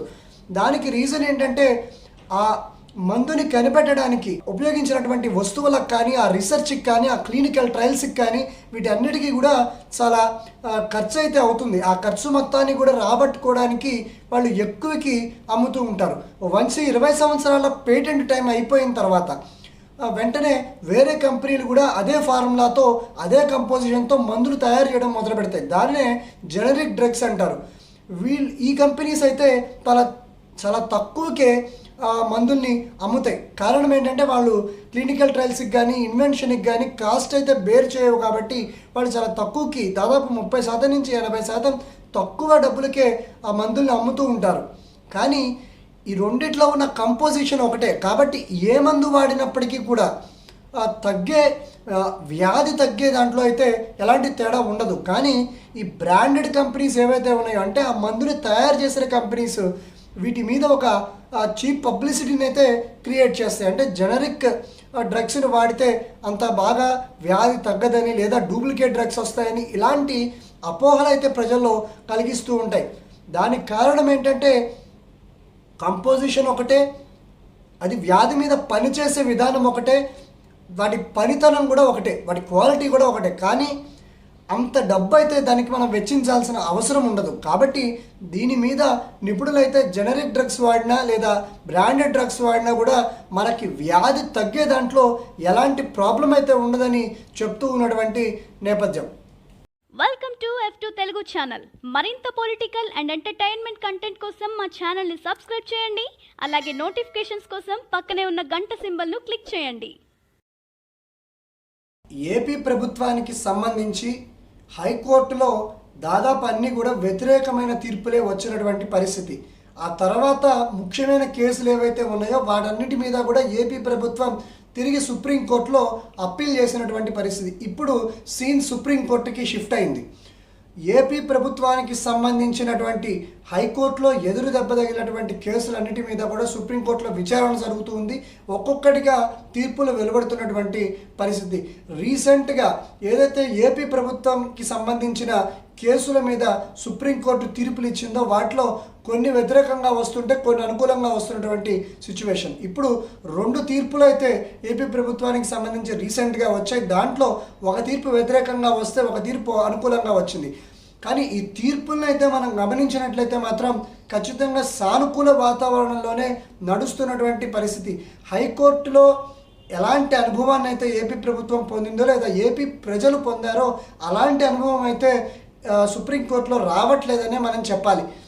ఏపీ ప్రభుత్వం పంచాయతీ కార్యాలయాలకు కానీ లేదా ప్రభుత్వ ఆఫీసులకు కానీ వైసీపీ పార్టీ రంగులు వేసినటువంటి కేసు ఏదైతే ఉందో దాన్ని తప్పంటూ హైకోర్టు తీర్పు ఇవ్వడం, తర్వాత మరొక రంగు ఇటుకరాయి రంగు చేరుస్తూ అంటే ఆకుపచ్చ, తెలుపు, నీలంతో పాటు ఇటుకరాయి రంగును కూడా చేరుస్తూ ఒక జీవో రిలీజ్ చేయడం, దాని మీద హైకోర్టు మళ్ళీ తీవ్రంగా స్పందించడం, ఆ తర్వాత దాని మీద వచ్చిన తీర్పుని బేస్ చేసుకొని ఏపీ ప్రభుత్వం అయితే సుప్రీంకోర్టుకి వెళ్ళటం మనం చూసాం. ఈ నేపథ్యంలో సుప్రీంకోర్టు దానికి సంబంధించి ఏపీ ప్రభుత్వానికి మొట్టికాయలు వేసిన పరిస్థితి. ఇక్కడ ఒకసారి గమనించినట్లయితే ఇటు ఆ ప్రభుత్వం కానీ ఈ ప్రభుత్వం కానీ ఎవరైనా కూడా ఆ కార్యాలయాలకి పార్టీ రంగులు వేయడాన్ని అయితే సుప్రీంకోర్టు లాపరంగా వ్యతిరేకించాల్సినటువంటి పరిస్థితుల్లో అలాగే చేసినటువంటి నేపథ్యం. సో ఇప్పుడైతే మరి సుప్రీంకోర్టు లెక్క ప్రకారం మరి ఆ రంగులన్నింటినీ కూడా ప్రభుత్వం తొలగించాల్సినటువంటి పరిస్థితి. అత్యున్నత న్యాయస్థానం కాబట్టి ఇక మళ్ళీ తిరిగి అప్లై చేసుకునే అవకాశం లేదు. ఇక రెండో కేసు విషయానికి వస్తే ఏదైతే పత్రికలలో ప్రభుత్వానికి ఎగెనెస్ట్గా రాసినటువంటి వార్తలు నిరాధారంగా ఉన్నట్లయితే ఆ సంస్థల మీద లేదా ఆ ప్రతినిధుల మీద చర్యలు తీసుకోవడానికి అనుకూలంగా ఒక చట్టాన్ని ఏదైతే రూపొందించిందో దానిని హైకోర్టు తిరస్కరించినటువంటి పరిస్థితి. దాని మీద ఏపీ ప్రభుత్వం సుప్రీంకోర్టుకి వెళ్తే అక్కడ మాత్రం ప్రభుత్వానికి అనుకూలంగా తీర్పు వచ్చినటువంటి నేపథ్యం. అంటే ఎవరైతే ఈ ప్రభుత్వానికి వ్యతిరేకంగా లేదా ఏదైనా విషయానికి వ్యతిరేకంగా వార్తని ప్రసారం చేశారో లేదా రాశారో అందులో కనుక ఒక సిస్టమాటిక్ ఆర్ స్టాటిక్ ఎవిడెన్స్, సక్రమమైన ఎవిడెన్స్ మనం మాత్రం లేకపోతే దాని మీద చర్యలు తీసుకోవచ్చు అంటూ సుప్రీంకోర్టు కూడా దాన్ని సమర్థించినటువంటి నేపథ్యం. ఖచ్చితంగా ఇదైతే ఒక వార్తలో నిజాయితీని మాత్రం క్రియేట్ చేసేటటువంటి పరిస్థితి కాబట్టి దీనికి అనుకూలంగా సుప్రీంకోర్టు స్పందించినటువంటి నేపథ్యం. ఈ విధంగా చాలా రోజుల తర్వాత కోర్టులో ఏపీ ప్రభుత్వానికి ఒక అనుకూలమైన వాతావరణం అయితే ఏర్పడిన పరిస్థితి. ఇక రాబోయే కాలంలో ఇటు మాజీ ఎలక్షన్ కమిషనర్ నిమ్మగడ్డ రమేష్ కుమార్కి సంబంధించిన కేసు కానీ లేదా సిబిఐ విచారిస్తున్నటువంటి డాక్టర్ సుధాకర్కి సంబంధించినటువంటి కేసు కానీ అలాగే ఇంగ్లీష్ మీడియానికి సంబంధించినటువంటి కేసు కానీ ఇలాంటి ముఖ్యమైన కేసులు సుప్రీంకోర్టుకి రాబోతున్నాయి. మరి ఈ నేపథ్యంలో ఆ తీర్పులు ఎలా ఉండబోతున్నాయో వేచి చూద్దాం. Welcome to F2 Telugu channel. మరింత పొలిటికల్ అండ్ ఎంటర్టైన్మెంట్ కంటెంట్ కోసం మా ఛానల్ని సబ్స్క్రైబ్ చేయండి. అలాగే నోటిఫికేషన్స్ కోసం పక్కనే ఉన్న గంట సింబల్ను క్లిక్ చేయండి. పాకిస్తాన్కి సంబంధించి ఇక్కడ మరొక కీలక అంశం చోటు చేసుకుంది. అదేంటంటే మే చివరి వారంలో ముస్లిం దేశాలు ఏవైతే ఉన్నాయో ఆ దేశాలన్నీ కూడా ఒక సమావేశాన్ని ఏర్పాటు చేసుకున్నాయి. ఆ సమావేశాల్లో పాకిస్తాన్ భారతదేశంలో ఉన్నటువంటి ముస్లింలు ఎవరైతే ఉన్నారో వాళ్ళు చాలా అణచివేతకి గురి అవుతున్నారు, వాళ్ళు చాలా కష్టాలు పడుతున్నారు. సో మనం ముస్లిం దేశాల సమాఖ్యగా ఒక నిర్ణయం తీసుకుని భారతదేశంలో ఉన్నటువంటి ముస్లింల యొక్క ప్రొటెక్షన్ కోసం ముందుకు వెళ్ళాల్సిన సందర్భం ఉంది, దీనికోసం తీర్మానం చేద్దాము అంటూ పాకిస్తాన్ ఒక తీర్మానాన్ని అయితే ఒక విధానాన్ని అయితే ముస్లిం దేశాల సమాఖ్య సమావేశంలో పెట్టింది. కానీ అక్కడ పాకిస్తాన్కి అనుకున్నటువంటి సపోర్ట్ అయితే రాలేదు. టర్కీ ఎవరైతే ఉందో ఆ టర్కీ మాత్రం పాకిస్తాన్ని సమర్థించింది. కాకపోతే టర్కీ ఎప్పటి నుంచో భారతదేశం మీద ఒక రకమైనటువంటి చిన్న చూపుతో లేదా ఒక వ్యతిరేక భావంతో ఉన్న విషయం అయితే మాత్రం ఇక్కడ షూర్. కాబట్టి పాకిస్తాన్ ఏదైతే తీర్మానం పెట్టిందో దానికి టర్కీ మాత్రమే అనుకూలత వ్యక్తం చేసింది. మనందరికీ తెలిసినటువంటిదే, మాల్దీవులు ఒక ముస్లిం దేశం. మాల్దీవులు మాత్రం దీన్ని తొలుత ఆ సమాఖ్య సమావేశంలో తీవ్రంగా ఖండించినటువంటి పరిస్థితి. దాంతోనే భారతదేశం ఎక్కువగా వెళ్ళేటటువంటి దేశమైన, భారతదేశ ముస్లింలు ఎక్కువగా పనుల కోసం వెళ్ళేటటువంటి దేశమైన యుఏఈ, యునైటెడ్ అరబ్ ఎమిరేట్స్ ఏదైతే ఉందో అది కూడా దీనిని పూర్తిగా వ్యతిరేకించినటువంటి పరిస్థితి. భారతదేశంలో ఉన్నటువంటి ముస్లింలు వాళ్ళ అంతర్గత విషయమని, వాళ్ళ భద్రత భారతదేశం అంతర్గత విషయమని, దీని మీద మనం తీర్మానించడం సరైనది కాదని చెప్పడం. మాల్దీవులు మాత్రం భారతదేశంలో ఉన్నటువంటి ముస్లింలు ఎవరైతే ఉన్నారో వాళ్ళంతా కూడా ప్రశాంతంగానే ఉన్నారు, చాలా దేశాల్లో ఉన్నటువంటి ముస్లింల కంటే కూడా వాళ్ళు ప్రశాంతంగా ఉన్నారని మనల్ని సపోర్ట్ చేయడం. సౌదీ అరేబియా ఏదైతే అత్యంత ధనవంతమైన దేశం ఉందో, అత్యంత అపారమైనటువంటి సంపద కలిగినటువంటి దేశం ఉందో, ఆ దేశం కూడా ఈ పాకిస్తాన్ తీర్మానాన్ని తీవ్రంగా వ్యతిరేకించిన పరిస్థితి ఇక్కడ కనబడుతూ ఉంది. వాస్తవానికి కరోనా కట్టడి నేపథ్యంలో ఉన్నటువంటి భారతదేశం దీని మీద పెద్ద కాన్సన్ట్రేట్ చేయకపోయినప్పటికీ కూడా చాలామంది జర్నలిస్టులు అయితే ఈ విషయాన్ని ప్రస్ఫుటంగా చెప్తూ ఉన్నటువంటి పరిస్థితి. అలాగే మలేషియా ఏదైతే దేశం ఉందో, రీసెంట్గా భారతదేశం అక్కడ ప్రధానమంత్రి తీసుకున్నటువంటి చర్యల వల్ల, భారతదేశ వ్యతిరేకతతో కూడినటువంటి చర్యల వల్ల మోడీ అక్కడి నుంచి పామాయిల్ ఎగుమతులని ఆపేయడం జరిగింది. అక్కడి నుంచి పామాయిల్ దిగుమతి చేసుకోవడాన్ని పూర్తిగా రద్దు చేయడం జరిగింది. దాంతో ఆ దేశం యొక్క ఆర్థిక రంగం పూర్తిగా కుదేలైన నేపథ్యంలో పూర్తిగా అక్కడ ప్రధానమంత్రి మార్పుకి అది దారితీయడం, ఆ తర్వాత అక్కడి నుంచి కూడా అక్కడ ఉన్నటువంటి ఉగ్రవాదుల్ని కూడా అప్పగించేటటువంటి కార్యక్రమం జరగడం, ఇవన్నీ కూడా జరుగుతూ ఉన్న నేపథ్యంలో అక్కడ పామాయిల్ ఎగుమతులని మళ్ళీ ఆ దేశం నుంచి దిగుమతి చేసుకోవడాన్ని మళ్ళీ కూడా మనం దాని గురించి భారతదేశం ఆలోచిస్తున్నటువంటి పరిస్థితి అయితే నెలకొంటుంది. ఈ సమావేశం ద్వారా మనకు అర్థమైనటువంటి విషయం ఏంటంటే, పాకిస్తాన్తో సహా మిగతా ముస్లిం దేశాలన్నీ మనకి ఎగెనెస్ట్గా ఉన్నాయి అని జరుగుతున్న ప్రచారంలో ఎలాంటి వాస్తవము లేదు. పాకిస్తాన్ని ఆ ముస్లిం దేశాలే సపోర్ట్ చేయడానికి సిద్ధంగా లేవు అనే విషయం కూడా ఇక్కడ క్లియర్గా మనకి అర్థమవుతున్నటువంటి నేపథ్యం. కాబట్టి ఏదైతే పాకిస్తాన్ కుయుక్తులు పన్నుతుందో వాటన్నిటినీ కూడా ముస్లిం దేశాల సమాఖ్య పటాపంచలు చేసినటువంటి సందర్భం. దీంతో పాకిస్తాన్ వెనకడుగు వేయక తప్పని పరిస్థితి. ఆల్రెడీ ఆర్థికంగా ఎంతో వెనుకంజలో ఉన్నటువంటి పాకిస్తాన్ అటు దినార్ల కోసం, డాలర్ల కోసం ఆల్రెడీ అడుక్కుంటున్నటువంటి సందర్భంలో ఏదైతే భారతదేశం మీద విషం కక్కుతూ పాకిస్తాన్ చేసిన ప్రయత్నాన్ని ముస్లిం దేశాల సమాఖ్య మాత్రం తీవ్రంగా వ్యతిరేకించినటువంటి పరిస్థితి. మరి దీంతో పాకిస్తాన్ ఇప్పటికైనా బుద్ధి తెచ్చుకుంటుందేమో మనం వేచి చూడాలి. Welcome to F2 Telugu channel. మరింత పొలిటికల్ అండ్ ఎంటర్టైన్మెంట్ కంటెంట్ కోసం మా ఛానల్ని సబ్స్క్రైబ్ చేయండి. అలాగే నోటిఫికేషన్స్ కోసం పక్కనే ఉన్న గంట సింబల్ను క్లిక్ చేయండి. కాగల కార్యాన్ని గంధర్వుడే తీర్చాడనేది సామెత. ఇప్పుడు టిబెటియన్ల విషయంలో అది నిజమైందనే చెప్పాలి. ఎప్పటి నుంచో చైనా యొక్క కబంధ హస్తాల నుంచి బయటపడాలని చూస్తున్నటువంటి టిబెట్కి ఇప్పుడు ప్రపంచవ్యాప్తంగా చైనా మీద ఉన్న వ్యతిరేకత లేదా చైనా మీద వస్తున్న వ్యతిరేకత టిబెటియన్లకు ఒక వరంగా మారిందని ఇక్కడ మనం చెప్పాలి. రీసెంట్గా అమెరికాలో జరిగినటువంటి ఈ తీర్మానం, అమెరికా పార్లమెంట్లో జరిగినటువంటి తీర్మానం ఏదైతే ఉందో అది టిబెటియన్లకి ఖచ్చితంగా ఒక వరమే అని చెప్పాలి.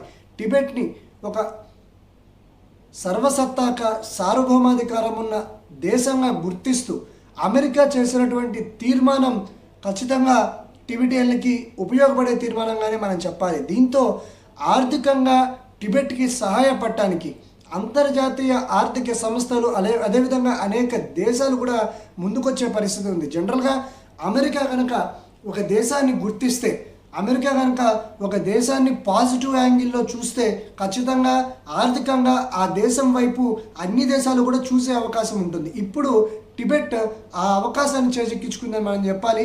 కాబట్టి ఇప్పుడు టిబెట్లో పెట్టుబడులు పెట్టడానికి అనేక రకాల కంపెనీలు కానీ వాళ్ళకి ఆర్థిక సాయం చేయడానికి అనేక దేశాలు కానీ ముందుకొచ్చే పరిస్థితి ఉంటుంది. కాబట్టి ఎప్పటి నుంచో చైనాకి ఎగైనెస్ట్గా పోరాడుతున్న టిబెటియన్లకు ఇప్పుడు ఒక ఊతం దొరికినట్టుగానే మనం చెప్పచ్చు.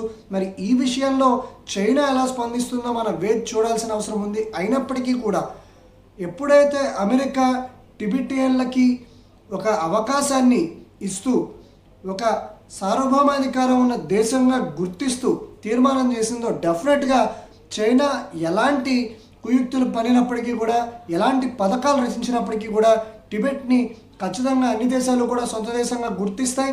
ఇప్పుడు ఎన్నో సంవత్సరాల నుంచి పోరాడుతున్న టిబెటియన్లకి ఇప్పుడు కరోనా కారణంగా ఉపయోగం జరిగిందనే మనం చెప్పాలి. ఖచ్చితంగా ఇక తర్వాత మాత్రం టిబెటియన్ల భవిష్యత్తు ఇంతకు ముందున్న పరిస్థితులతో కంపేర్ చేసుకుంటే డెఫినెట్గా చాలా అద్భుతంగా ఉంటుందని అయితే మనకి క్లారిటీ వచ్చినటువంటి పరిస్థితి. Welcome to F2 Telugu channel. మరింత పొలిటికల్ అండ్ ఎంటర్టైన్మెంట్ కంటెంట్ కోసం మా ఛానల్ని సబ్స్క్రైబ్ చేయండి. అలాగే నోటిఫికేషన్స్ కోసం పక్కనే ఉన్న గంట సింబల్ను క్లిక్ చేయండి. ఇది ఒక ఆసక్తికరమైన విషయం. ఆసక్తికరమైన విషయంతో పాటు ఒక ఇంపార్టెంట్ ఆస్పెక్ట్ కూడా. అదేంటంటే ఒడిస్సాలో ఒక అమ్మాయి నన్ను ప్రేమించిన అబ్బాయి లైంగికంగా కోరికల్ని తీర్చుకొని తర్వాత నేను పెళ్లి చేసుకోను అంటూ చెప్పాడని అతని మీద రేప్ కేసు పెట్టడం జరిగింది. దానిని రేప్ కేసుగానే భావించిన పోలీసులు సెక్షన్ 375 ఏదైతే అగెనెస్ట్ రేప్ చట్టం ఉందో దాని ప్రకారం కేసు నమోదు చేసి అతని అదుపులోకి తీసుకున్నారు. ఆ తర్వాత ఏదైతే కోర్టు ఉందో ఆ కోర్టు అతనికి శిక్ష వేసినటువంటి పరిస్థితి. దానిని సవాల్ చేస్తూ అతను హైకోర్టుకి వెళ్ళడం జరిగింది. అక్కడ హైకోర్టు చేసినటువంటి వ్యాఖ్యలు కీలకంగా మారినటువంటి పరిస్థితి.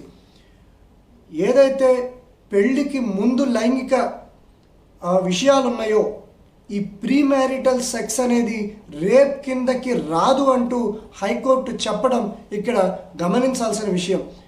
అమ్మాయి అబ్బాయి వారు సొంతంగా సమ్మతించి మొదట లైంగిక చర్యల్లో పాల్గొని ఆ తర్వాత పెళ్లి జరగలేదు అన్న ఒకే ఒక కారణంతో దానిని రేప్గా చిత్రీకరించడం లేదా రేప్గా కేసు నమోదు చేయడం తప్పు అని హైకోర్టు న్యాయమూర్తి పాణిగ్రాహి చెప్పడం ఇక్కడ ప్రాధాన్యత సంతరించుకున్న అంశం.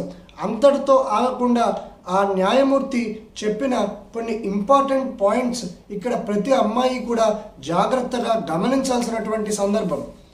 అవేంటంటే కేవలం ఈ 375 అధికరణ ప్రకారం లేదా ఆ చట్టం ప్రకారం రేప్ అనబడే అంశాలు కొన్ని ఉంటాయి. ఆ పరిధిలోనే రేప్ అనబడుతుంది తప్ప మన సమ్మతితో జరిగినటువంటి కార్యక్రమం తర్వాత రేప్గా చిత్రీకరించడానికి అవకాశం లేదు అని క్లియర్ కట్గా చట్టంలో ఉన్న విషయాన్ని పాణిగ్రాహి చెప్పడం జరిగింది. ఒక 7 విషయాలు మాత్రమే రేప్గా పరిగణించబడతాయని చెప్పి ఆయన చెప్పారు. అదేంటంటే 1, తన ఇష్టానికి వ్యతిరేకంగా జరగటం. 2, ఆమె అనుమతి లేకుండా జరగడం. 3, మరణ భయంతో లేదా బాధతో సమ్మతించే విధంగా చేసి తర్వాత లైంగిక వాంఛ తీర్చుకోవడం. 4, అంగీకారం లేకుండా భర్త సైతం బలవంత పెట్టినా కూడా అది రేప్ కిందకే వస్తుందని ఆయన చెప్పారు. అలాగే మత్తు ఇచ్చి లేదా స్పృహ తప్పించి చేయడం ఇది కూడా రేప్ కిందకే వస్తుందని చెప్పి ఆయన చెప్పడం జరిగింది. సమ్మతితో అయినా అసమ్మతితో అయినా 18 సంవత్సరాల లోపు ఉన్న యువతితో లైంగికంగా కనుక ముందుకు వెళ్ళినట్లయితే అది ఖచ్చితంగా రేప్ కిందకే వస్తుందని అక్కడ న్యాయమూర్తి చెప్పడం జరిగింది. అలాగే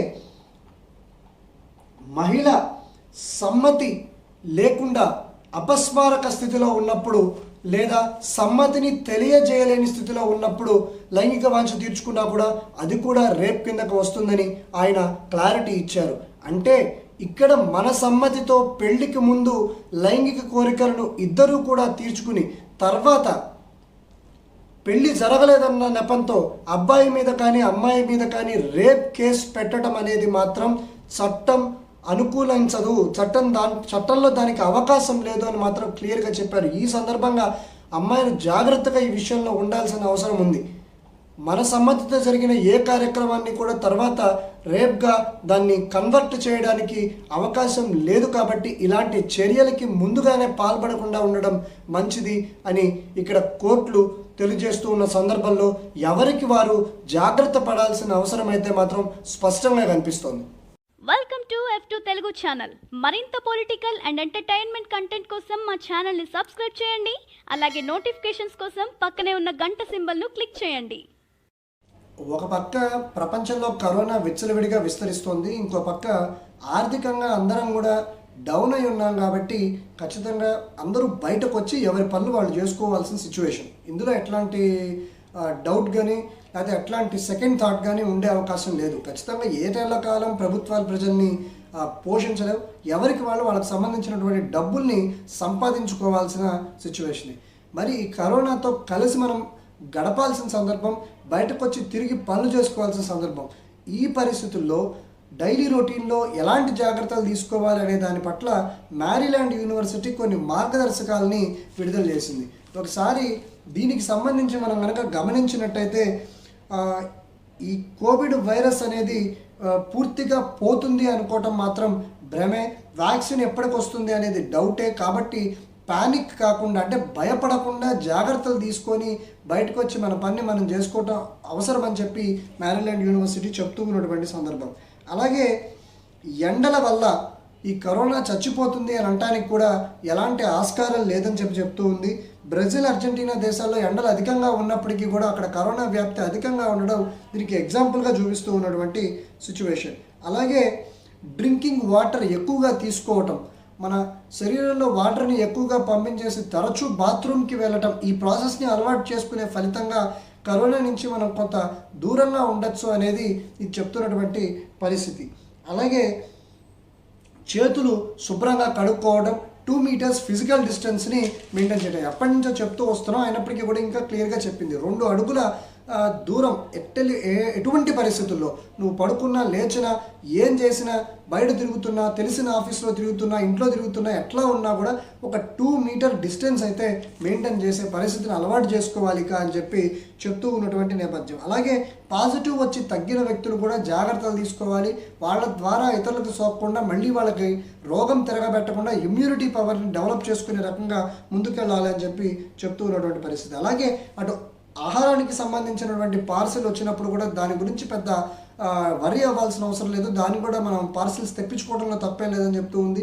ఆ వచ్చినటువంటి ప్లాస్టిక్ కవర్లు, పెట్టెల్ని బయట పారేసి వీలైతే ఆ ఆహారాన్ని ఓవెన్లో కొంత వేడి చేసుకొని తినడం వల్ల మంచి ఫలితాలు ఉంటాయని చెప్తూ ఉంది. అలాగే other than food parcels, electronic goods కానీ లేదా ఇతర సామాన్లు కానీ మనం ఆన్లైన్లో తెప్పించుకున్నప్పుడు కూడా ప్లాస్టిక్ పెట్టెల్ని బయట పారేసి వాటిని ఉపయోగించుకోవడం వల్ల, వాటిని చేతులు కడుక్కుంటూ ఉపయోగించుకోవడం వల్ల, వాటిని కూడా వీలైతే శానిటైజర్తో శుభ్రం చేయడం వల్ల ఈ పార్సిల్స్ యొక్క బెడద నుంచి కూడా మనం బయటపడే అవకాశం ఉందని చెప్పి చెప్తూ ఉన్నారు. అలాగే బట్టలు విప్పేసి, బయట నుంచి రాగానే బట్టలు విప్పేసి హడాబుడి పడిపోయి బాత్రూంలోకి వెళ్ళి స్నానం చేసి ఇంత హడాబుడి చేసుకోవాల్సిన అవసరం లేదని కూడా చెప్తూ ఉన్నారు. బయట నుంచి రాగానే బట్టలు విప్పేయటం అనేది ఇంపార్టెంట్. ఆ తర్వాత బాత్రూంకి వెళ్ళి టగడగా స్నానం చేయాలని హడాబుడి పడకుండా మెల్లిగా అన్ని జాగ్రత్తగా ఉండి ఒక్కొక్కటిగా చేసుకోవచ్చు, ఇబ్బంది ఏం లేదు అని చెప్పి వీళ్ళు చెప్తూ ఉన్నటువంటి నేపథ్యం. గ్లౌజులు ధరించడం అనేది బ్యాడ్ ఐడియా అని చెప్పి వీళ్ళు చెప్తూ ఉన్నారు. గ్లౌజులు ధరించడం అంత పెద్ద గుడ్ ఐడియా ఏం కాదు. మనం ఒకసారి గ్లౌజ్ ధరిస్తే మళ్ళీ వాటిని ఇట్లా సరి చేసుకుంటూ ఉండడం, లాక్కుంటూ ఉండడం, ఇలాంటి పనులని చేస్తే వైరస్ మరింత లోపలికి చొచ్చుకుపోయి రేపొద్దున నువ్వు గ్లౌజులు తీసేశాక అది నీ ముక్కు ద్వారా, నోటి ద్వారా నువ్వు మొహానికి దగ్గరగా తీసుకొచ్చినప్పుడు లోపలికి పోయే అవకాశం ఉంటుంది. కాబట్టి గ్లౌజులు వాడడం ఏం కంపల్సరీ కాదు. ఎక్కువ సార్లు చేతులు కడుక్కుంటూ ఉంటే సరిపోతుందని చెప్పేసి వాళ్ళు చెప్తూ ఉన్నటువంటి పరిస్థితి. అలాగే యాంటీబయాటిక్ సబ్బులే వాడాల్సిన అవసరం లేదు. సాధారణ సబ్బులు కూడా 20 సెకండ్ల పాటు కడిగితే ఖచ్చితంగా మంచి రియాక్షన్ చూపిస్తాయని చెప్పి కూడా చెప్తూ ఉన్నారు. అలాగే షూస్కి సంబంధించి, పర్టికులర్గా షూస్కి సంబంధించి వాటిని బయట విప్పేస్తే సరిపోతుంది. అంతేగాని మళ్ళీ దానికోసం నీ కాళ్ళు కడిగి దాన్ని శానిటైజ్ చేసి ఇంత వర్రీ అవ్వాల్సిన అవసరం లేదు. ఇది బరువు ఎక్కువగా ఉండటం వల్ల ఆటోమేటిక్గా ఎటు పైనుంచి కిందకే ఫాస్ట్గా మూవ్ అవుతూ ఉంటుంది కరోనా క్రిములు అనేవి. కాబట్టి అవి ఆల్రెడీ షూస్ మీదకి వెళ్ళిపోయిన తర్వాత వాటితో పెద్ద ప్రాబ్లం ఉండదు. అవేం మళ్ళీ మనం ఎక్కువగా పాదాలను అంటుకొని మన నోరు ముక్కు ద్వారా మనం ఏమి చేతుల్ని అటు ఇటు తిప్పం కాబట్టి షూస్ మీద జస్ట్ షూస్ని బయటికి పేసి లోపలికి వస్తే సరిపోతుంది తప్ప దాని గురించి కూడా పెద్ద వరి అవ్వాల్సిన అవసరం లేదని చెప్పేసి యూనివర్సిటీ నిపుణులు చెప్తూ ఉన్నటువంటి పరిస్థితి. అలాగే మన ఇమ్యూనిటీని బేసిక్గా పెంచుకోవడం, కరోనా నుంచి బయటపడడానికి ప్రధానంగా మనం చేయాల్సింది ఇది మాత్రమే అని చెప్తూ ఉన్నారు. మన ఇమ్యూనిటీని పెంచుకోవడం, ఆ ఇమ్యూనిటీని పెంచుకోవడం ద్వారా కరోనాని జయించటం, కరోనా మనకు రాకుండా చూసుకోవడం, ఇది మాత్రమే మనం చేయగలిగిందని చెప్పి మ్యారీలాండ్ యూనివర్సిటీ వాళ్ళు చెప్తూ ఉన్నారు. ఈ ఏవైతే ఈ మార్గదర్శకాలు ఉన్నాయో వీటిని పాటించడం ద్వారా డైలీ రొటీన్ మనం చేసుకోవచ్చు అని చెప్పి కూడా వీళ్ళు చెప్తూ ఉన్నటువంటి పరిస్థితి.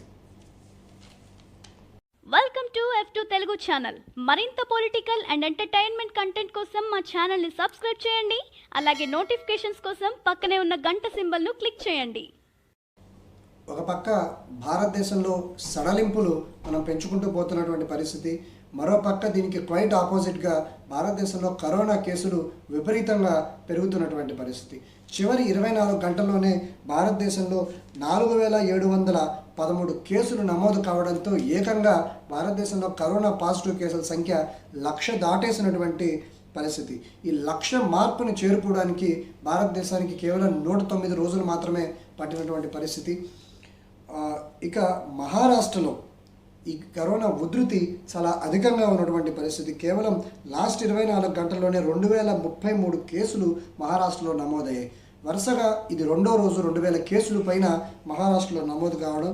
సో టోటల్గా ఈ కేసులన్నింటినీ కలుపుకొని భారతదేశంలో ఇప్పటి వరకు వచ్చినటువంటి బులెటిన్ ప్రకారం 1,328 కేసులు భారతదేశంలో టోటల్గా పాజిటివ్ కేసులు నమోదయ్యాయి.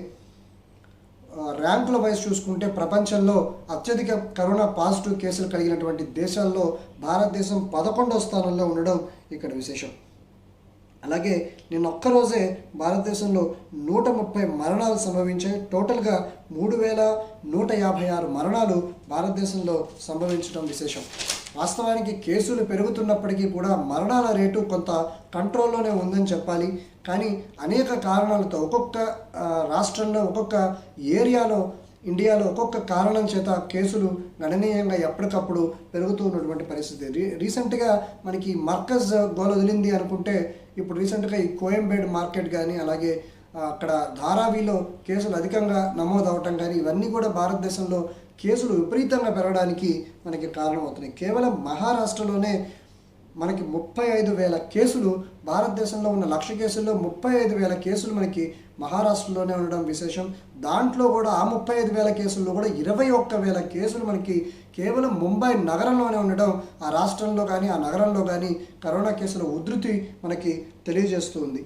అలాగే ఇండియాలో టోటల్గా నమోదైన కేసెస్లో 44% కేసులు కేవలం మహారాష్ట్ర రాష్ట్రంలోనే నమోదవటం ఇక్కడ విశేషంగా మనం చెప్పుకోవాలి. చివరి 24 గంటల్లో 82% కేసులు భారతదేశంలోని కేవలం 5 రాష్ట్రాల నుంచి రావడం మరింత టెన్షన్ పెడుతున్నటువంటి పరిస్థితి.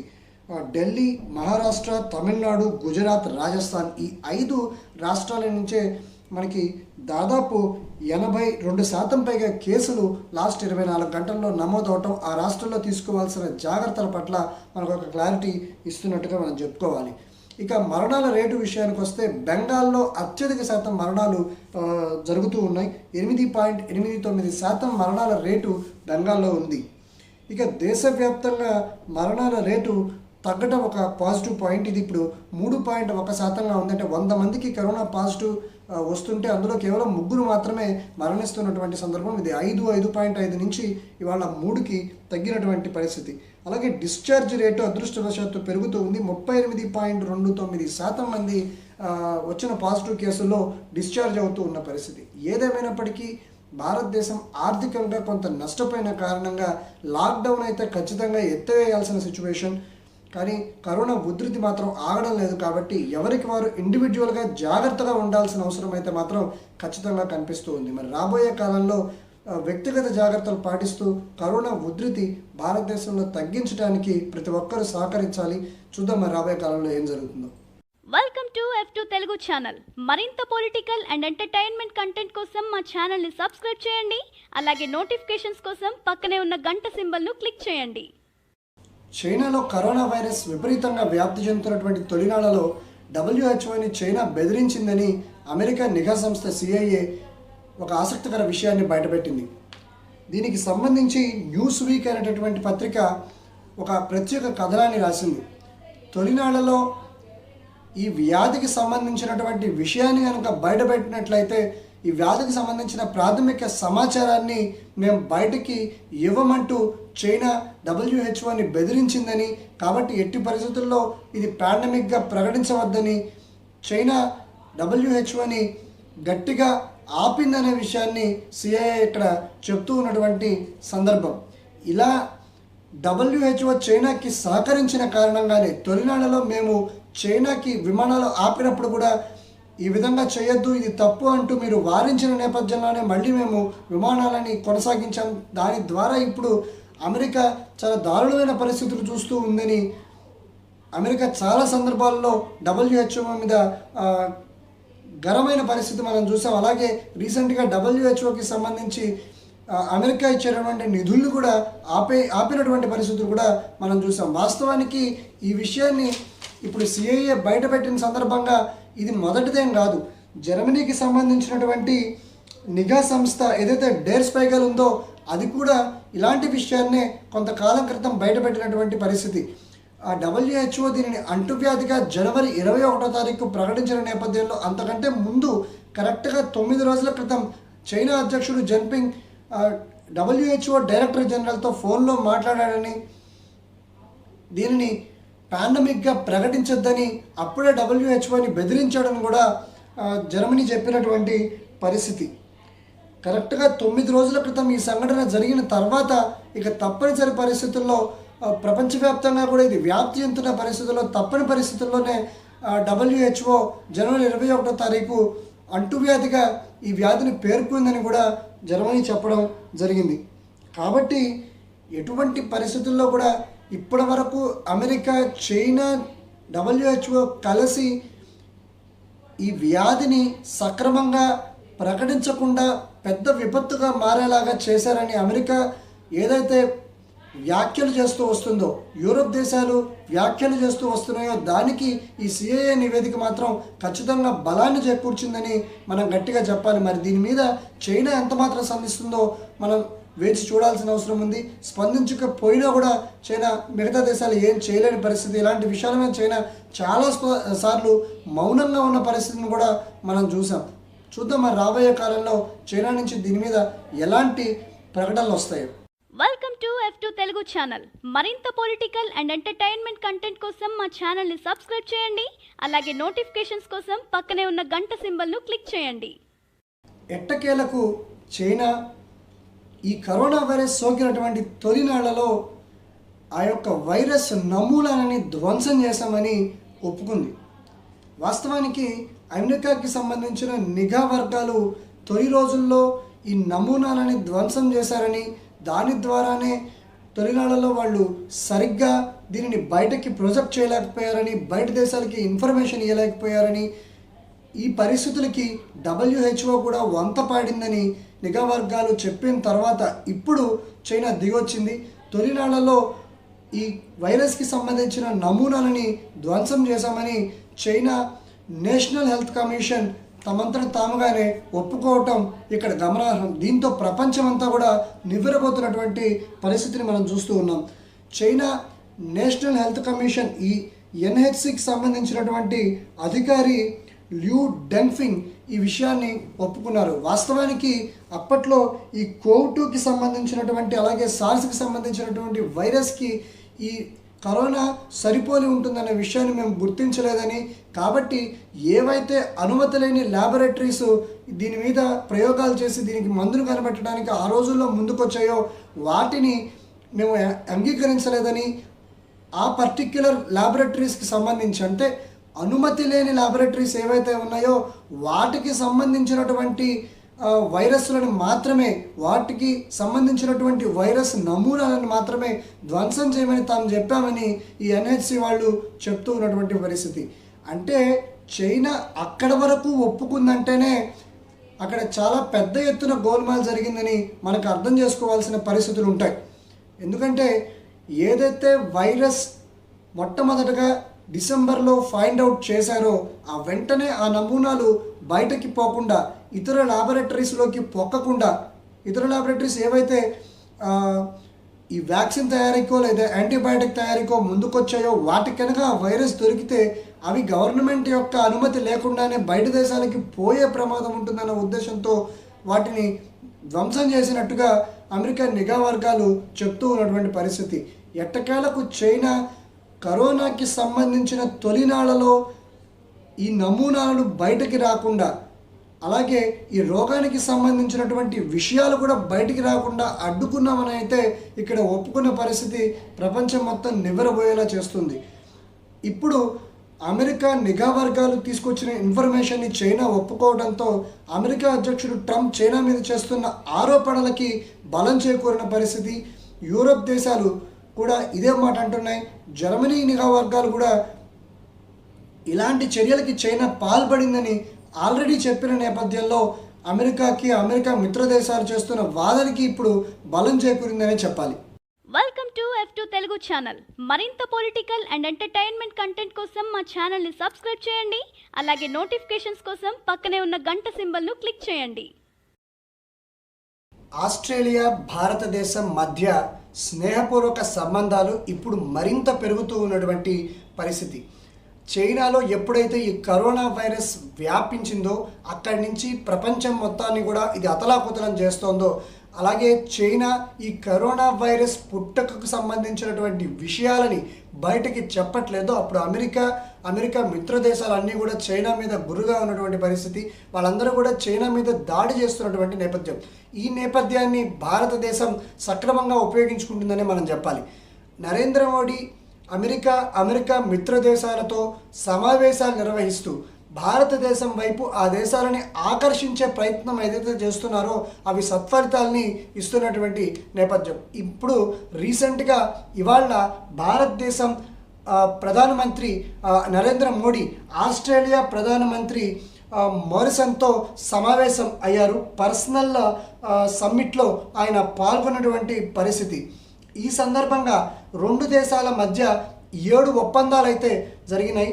వాటిల్లో ముఖ్యంగా మనం మాట్లాడుకోవాల్సి వస్తే ఈ కరోనా సంక్షోభాన్ని అవకాశంగా చేసుకుని ఆర్థికంగా రెండు దేశాలు ఎదుగుదామంటూ నరేంద్ర మోడీ ఆస్ట్రేలియా ప్రధానమంత్రికి పిలుపునివ్వడం జరిగింది. ఆర్థికంగా ఏదైతే చైనాకి ఆస్ట్రేలియాకి మధ్య ఉన్న సంబంధాలు ఒకప్పుడు చాలా బాగుండేవి, ఇప్పుడు వాటి మధ్య ఉన్న ఆర్థిక వ్యాపార సంబంధాలు దెబ్బతింటున్న నేపథ్యంలో ఆ వ్యాపారాన్ని మన దేశం వైపు తిప్పుకునేటువంటి ప్రయత్నం అయితే స్పష్టంగా నరేంద్ర మోడీ చేసినటువంటి విషయం ఈ సందర్భంగా మనకి అర్థమవుతోంది. అలాగే హిందూ మహాసముద్రం ఏదైతే ఉందో ఆ హిందూ మహాసముద్రం మీద చైనా యుద్ధ నౌకల ప్రాబల్యం ఎక్కువ అవుతున్న నేపథ్యంలో ఇండో పసిఫిక్ రీజియన్లో కలిసి పనిచేయాలని ఈ రెండు దేశాలు కూడా ఒక ఒప్పందానికైతే వచ్చినటువంటి పరిస్థితి ఈ సమావేశం ద్వారా మనకి తెలుస్తుంది. అలాగే రవాణా సహాయం కోసం ఒక దేశానికి సంబంధించినటువంటి సైనిక స్థావరాలను మరో దేశం ఉపయోగించుకునేలా ఆస్ట్రేలియా ఇండియా కూడా ఒక ఒప్పందానికైతే వచ్చినటువంటి పరిస్థితి. ఈ ప్రాంతంలో ఈ హిందూ మహాసముద్రం ప్రాంతంలో చైనా యొక్క ఆర్థిక సైనిక ప్రాబల్యం ఎక్కువ అవుతున్న నేపథ్యంలో దీనికి సంబంధించి ఇదివరకే అమెరికాతో కూడా సేమ్ ఒప్పందాన్ని భారతదేశం చేసుకోవడం జరిగింది. అమెరికా సైనిక స్థావరాలని భారత్ సైనిక స్థావరాలని అమెరికా వాడుకోవడం, అలాగే ఈ సైనిక చర్యల్లో భాగంగా ఇద్దరు కలిసి పాల్గొనడం, ఒకళ్ళకి సంబంధించినటువంటి సముద్రాల్లో ఉన్న యుద్ధం యొక్క బేసిస్ని ఇరు దేశాలు వాడుకోవడం, ఈ ఒప్పందాల మీద అమెరికా ఇండియా కూడా ఒక ఒప్పందానికి రావడం జరిగింది. ఇప్పుడు ఆస్ట్రేలియాతో కూడా భారతదేశం అదే దారిలో నడిచినటువంటి పరిస్థితి. ముఖ్యంగా హిందూ మహాసముద్రంలో ఆస్ట్రేలియాకి భారతదేశానికి మధ్య జరిగినటువంటి ఈరోజు ఒప్పందం మాత్రం చైనాని ధీటుగా భారతదేశం ఎదుర్కోవడానికి ఒక ముఖ్యమైన అంశంగా మనం చెప్పుకోవాలి. ఖచ్చితంగా ఈ పర్టిక్యులర్ ఒప్పందం అయితే మాత్రం చైనాకి కంటి మీద కునుకురేకుండా చేసే విషయమే. ఎందుకంటే సముద్ర జలాలను ఆక్రమించుకోవడం ద్వారా భారతదేశం యొక్క బోర్డర్ మీద పట్టు సాధించాలని ఏదైతే చైనా ప్రయత్నిస్తూ ఉందో దానికి ఖచ్చితంగా గండి కొట్టామనే మనం చెప్పాలి. ఈ మధ్య కాలంలో ఈ కొత్త ప్రభుత్వం ఏర్పడిన తర్వాత పోయినసారి డిఫరెంట్ దేశాలకి తిరిగి ఒప్పందాలు చేసుకోవడం కానీ ఇప్పుడు పర్టికులర్గా ఈ సైనికులకి సంబంధించిన ఒప్పందాల మీద అటు ఆస్ట్రేలియాతో కానీ ఫ్రాన్స్తో కానీ ఇటు అమెరికాతో కానీ మోడీ తీసుకొస్తున్నటువంటి మీటింగ్స్ అలాగే ఆ మీటింగ్స్ ద్వారా చేసుకుంటున్నటువంటి ఒప్పందాలు ఏవైతే ఉన్నాయో ఇవి మాత్రం భారతదేశానికి రాబోయే కాలంలో చాలా ఉపయోగపడతాయని మాత్రం మనం స్పష్టంగా చెప్పాలి.